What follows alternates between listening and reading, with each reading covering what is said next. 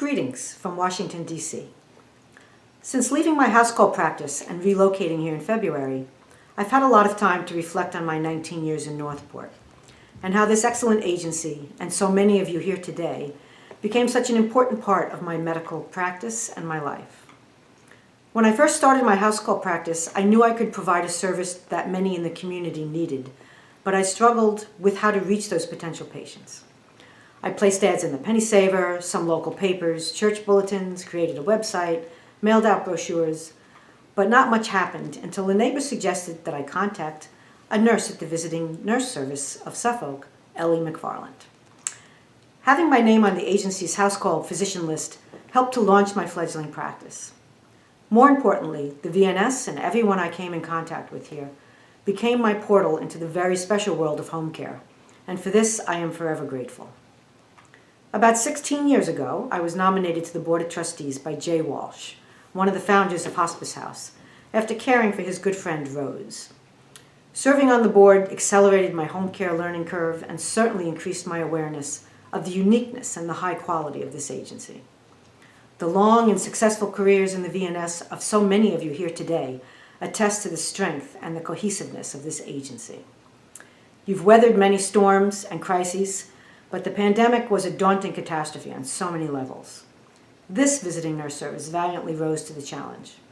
Under the skillful leadership of Linda Taylor, the staff was given protective gear and protocols to follow, our patients were cared for, and the agency never closed.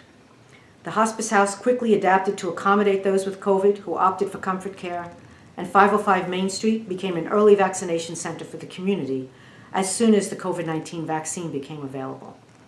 I was very grateful myself for having received PPE and fit testing so I could safely see my own patients. I am very mindful that many of you suffered both physically and emotionally in the course of providing patient care, and some even lost family members. I know that these sacrifices will be remembered and honored by your colleagues and friends. Linda Taylor has been the CEO and guiding light of this successful organization for many years prior to my involvement and during my entire tenure with the agency.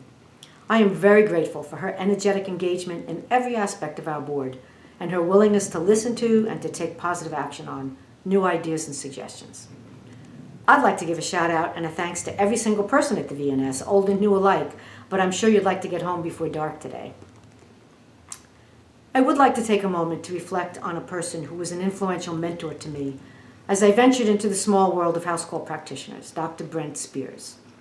Brent should have been with all of you here today as a new board member, but he died unexpectedly just a week before his first meeting in April.